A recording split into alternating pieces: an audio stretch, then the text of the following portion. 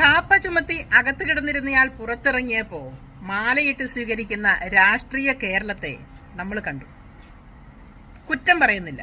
കാരണം ഒരു കാലഘട്ടം അവർക്ക് നടന്നു പോകുമ്പോൾ എന്തെല്ലാം തടസ്സമുണ്ടോ അവയെല്ലാം വെട്ടിമാറ്റാൻ പരുവത്തിൽ കുറച്ച് ആളുകളെ തന്റെ പിറകിൽ ഇങ്ങനെ അണിനിരത്തിയിട്ടുണ്ടാവും.